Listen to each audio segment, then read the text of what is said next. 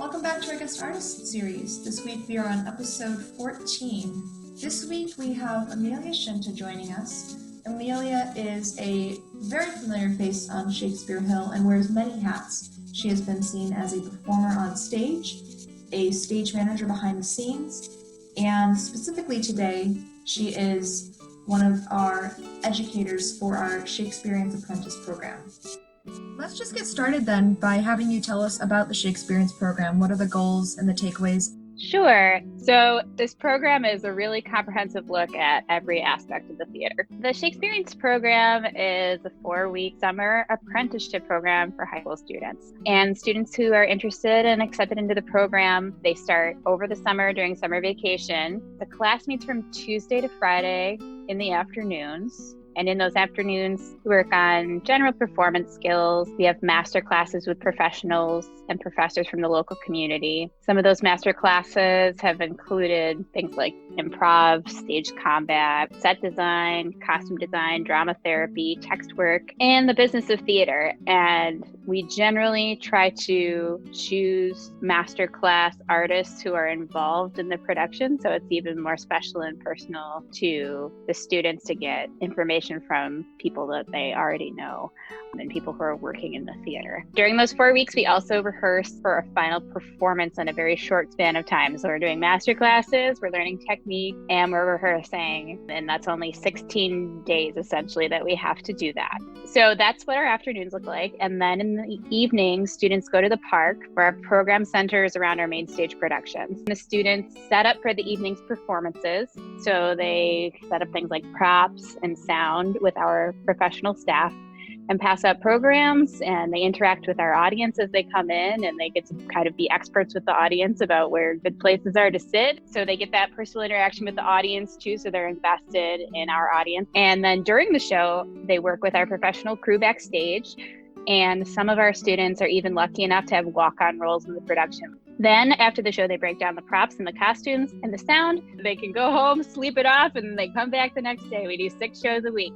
That's jam-packed. And like you said, they go home and then they do it all over again the next day. We interviewed a couple episodes ago a former apprentice, Kiana Duganhaus, and she was reflecting on just how awesome it is as a high schooler to technically be in a professional production. And that's, I think, a great component like you're talking about. You know, you have the practice of it and then you have that application, and that it's so immersive, especially, you know, if you're looking to go into this professionally. Would you? Absolutely. And it's just so great that this is a real bridge to students who want to do this professionally, but also it's a way for kids who maybe aren't going into theater to open up and become more extroverted and get experiences that they wouldn't necessarily have. So you've been an educator for Shakespearience, but you've also been seen on stage as an actor, and then you've also been seen behind the scenes as a stage manager.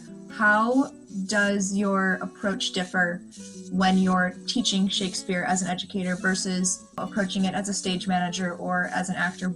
How does the focus shift? So there's a little bit of similarity and difference at the same time. So it's similar in that you're taking a deep dive into the text. It's a little different when you're teaching because you and your student might be approaching a sonnet or a monologue that's a tiny piece without a larger context. So you might be free to make wild subtext choice or make a bold statement with the language or take the character way further than they're supposed to go. So it's fun to play with text in a different way in class than I would necessarily be able to do in a professional setting. When teaching Shakespeare, I'm also teaching his poetic form. So we may be applying a purposeful stress on a syllable to assess the meaning that Shakespeare may have intended in a rather unnatural way. We may be doing it as an exercise. On stage at Shakespeare in the Park, we should really be ready to go with that information at the first rehearsal with fluidity of speech, with clarity. But in class, we're able to access one skill at a time so that hopefully they can take those skills and apply that to a text and have a basis when they walk into rehearsal to be shaped and molded. It's my understanding that Shakespeare, reading at least one of Shakespeare's plays is a requirement as part of like a high school curriculum. Midsummer, Romeo and Juliet or something like that. But you hear time and time again that Shakespeare's meant to be seen, not heard. And that's a really great way that this Shakespearience program still is educating, but educating in the way that perhaps Shakespeare is meant to be educated, because it's active and it's involved rather than sitting at a desk. You're on the hill where the shows happen, and then that day is then applied and put into practice when they are backstage that night, hearing the text going on, or on stage with these performers who are bringing it to life, which is a really fantastic thing. Going back to what you were saying about how you have Shakespeariance apprentices who come in with the intention to go and pursue this, in their professional realm, and then you have others who do this as a fun summer activity. How do you find them progress and grow from the start of the program to the final days and their final performance? So as someone who's often working on the production in the evening as well, I'm sometimes able to watch students from their first rehearsal with the cast, which happens before our first class meeting. Our directors and stage managers do an amazing job of putting them into the mix of rehearsals immediately, as much as possible. And our cast and crew do their very best to make the apprentices feel at home, to engage them. And by the end of the process, it's as though our apprentices own the place. They know all the safety protocols, they anticipate other people's needs, they know what they need to do next, they know that this scene's coming up. So it's a great social experience for them as well. And they're able to interact with their peers and adults in a positive way. That is the way that I see them grow the most, is with social interactions. I think the social growth point is really important to highlight because, again, they are surrounded by professionals. This isn't a camp where they're surrounded by 50 other high schoolers. They have 10 other high schoolers with them, and then 50 other adults who do this for a living. And it's a really great way for them to just experience that professional realm and the possibilities that the arts can hold for them in a professional capacity, which is, I think, really important. There are moments that you just keep with you forever, and it's such a formative time of your life. And Shakespeare in the Park is just, you'll never forget. I mean, I cannot wait to bring my son back to Shakespeare in the Park and tell him the stories. So I think that's the memories are invaluable too. There's something magic on the hill, and I'm never gonna figure it out as much as I try. I try with every interview to try and find that equation or that special recipe, because everyone reiterates what you said, that there is nothing like Shakespeare in Delaware Park, and it's a really special thing. I want to go back, and you kind of answered this, through the social growth. I guess specifically on a textual level of Shakespeare. How is learning Shakespeare and understanding, like you're saying, the way he writes and how to speak it, what his text means? We just talked about last week how Shakespeare was not the first, but part of, the breakthrough of adding emotion and depth and kind of that three-dimensional connectability to characters. So I'm curious as to how you think learning Shakespeare and learning all of those skills helps a high schooler in helping them grow, and what do they learn from that? So I am a high school English teacher as well.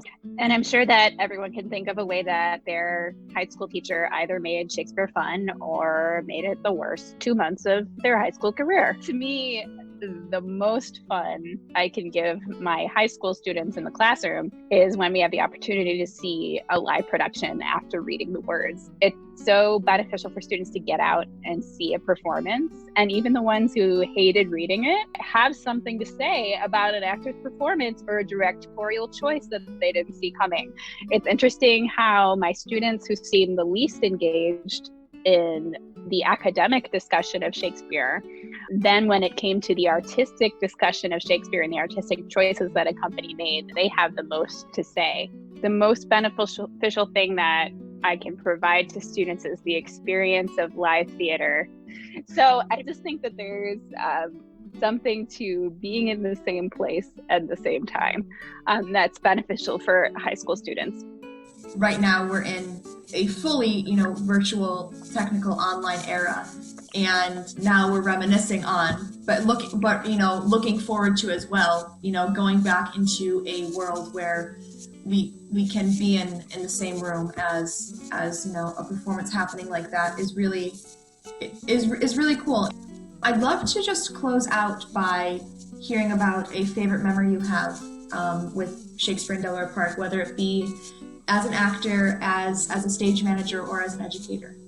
Well, I have to say that this is a very hard question, but something really clicked with my 2017 class. In the 2017 production of Macbeth, the directors were able to work with the apprentices and work them into the main stage productions. They had costumes, they had weapons, and I was playing one of the witches. So I was able to watch the apprentices work with professional actors and grow a real sense of pride in themselves that really made me so happy to be their teacher. The cast and the crew were extremely supportive of them. So it was just a really cohesive situation. Everyone was really copacetic. The special moment is something that I haven't discussed at length yet. It's the show that the apprentices rehearse on their own in the afternoons during their classes, during their class time. So the last weekend of classes, which is generally when we have our biggest audiences on the Hill, the Shakespearian students perform an abridged production with Shakespeare's texts on their own before the main show. And with only 10 or 12 rehearsals, this is really a major feat. You're already hurdling over this very dense language. A lot of times we're coming up with a character modernization for characters, props and costumes on our own. So that year, my students did an abridged performance of Much Ado About Nothing. It was a really amazing feat on their end, and it was really funny, if I do say so myself. It was really good. And the final show is always my favorite moment. Every summer, I am able to enjoy the pure joy and growth and wonder that these students have at the audience reacting to them for the first and only time. And it is just electric. And the kids are so proud of themselves. And I just hope that this continues and we have another 45 years of this, because Shakespearience makes you a lifer. Shakespearience brings you back to the Hill for life. Even if you're not doing theater, you're back there, and it's a piece. It's a piece of your heart. It's a piece of your history.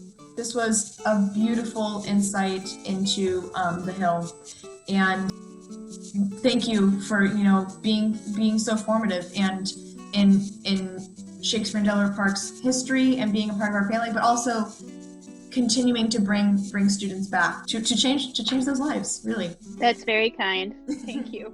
Well, Amelia, thank you again so much for joining us today. We really appreciate having your insight and perspective on this really formative part of Shakespeare in Delaware Park. As always, folks, thanks for tuning in. Make sure to like and tag your friends, and we'll see you next week.